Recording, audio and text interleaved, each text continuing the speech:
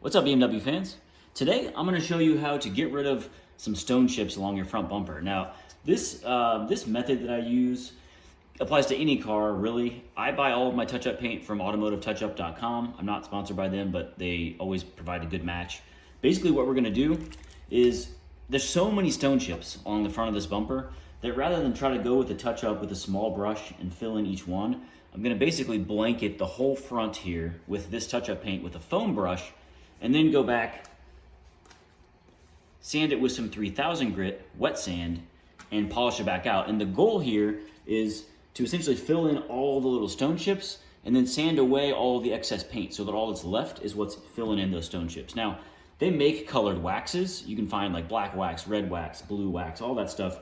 But I find this just works better. I mean, I've got the actual paint match. This is the Sapphire Graphite or something like that from BMW. And when you get the actual paint match and you polish it back out, it looks like new again. So you can see that the front here is really bad and the lower area is actually even worse. So we're gonna get this all looking new again, or at least as new as we can. You know, this car has 160,000 miles and I'm just trying to give it a little refresh, breathe some new life into it, get it looking clean again. So let's go ahead and get started. I've already cleaned this surface. I washed the car and then I cleaned this with a microfiber and some isopropyl, let it dry. And now I've got this 1-inch foam brush and my touch-up paint. And basically I'm just gonna brush the paint on.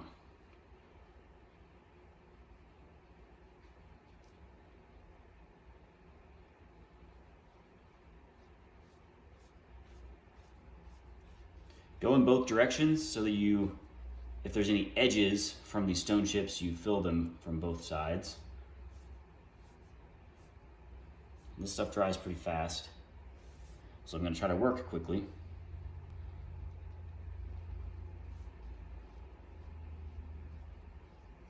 Remember, the goal here is just to get complete coverage and really fill in all those chips.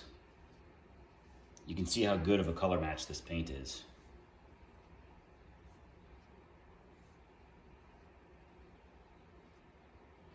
Now, the smoother I can make this, the easier my life will be when I go to wet sand.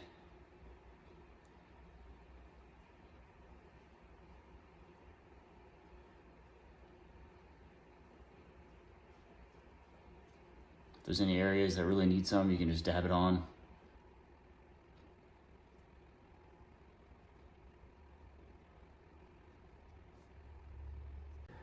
Now you can see how bad the bottom is right here. It's really stone chipped up.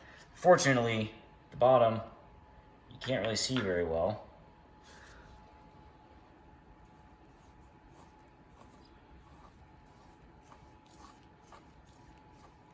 Hopefully you can see how well this is covering.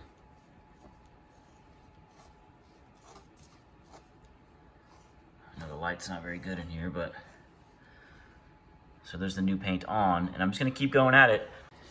These foam brushes tend to swell up a little bit as you work with them, so buy a pack of them, get a multi-pack, and just as they start to get too big, you know, this bottle is actually not that large, but as it starts to get too big to fit in the bottle, just pitch it, move on to another one. So here is the after. I've got one coat of paint on, and really all you need is one coat because remember, we wanna sand most of this off anyway, so we're just kind of blanketing it to get in all those tiny little stone chips. Should be along the bottom. It looks way better right now. So you can see there's a little bit of haze. You can still see some streaks. See the reflection? So we will wet sand those streaks away and then polish it out. Next thing I'm gonna do now that this paint is dry is do a light wet sanding with some 3000 grit.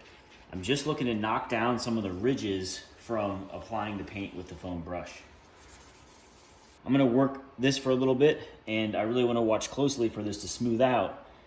Up to 2000 right now, or I should say moving back to 2000, just to work a little bit faster here, and then I'll move up again to the 3000 for the... I moved to 1500 grit.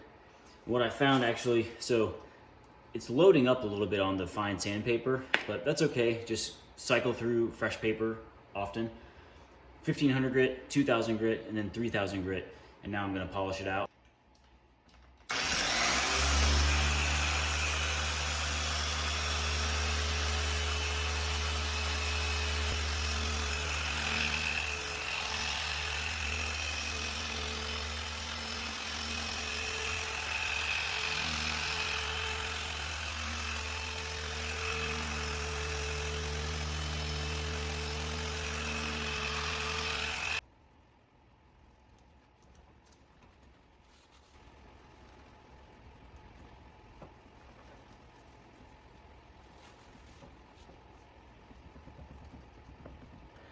So I did the first round of polishing, and what I want to show you is kind of what to look for.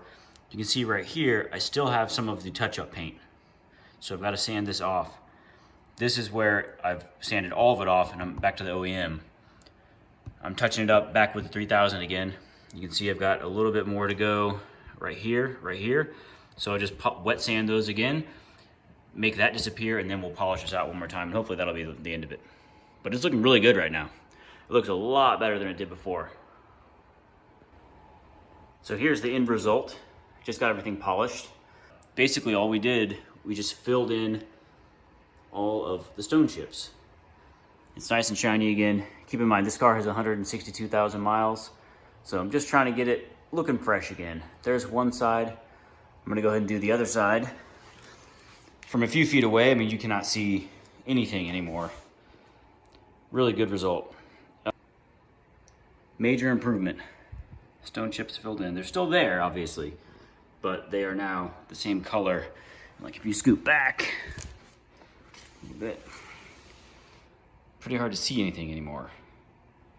Looks a lot better. You have a good reflection now. So this is a really good method if you got a lot of stone chips to take care of.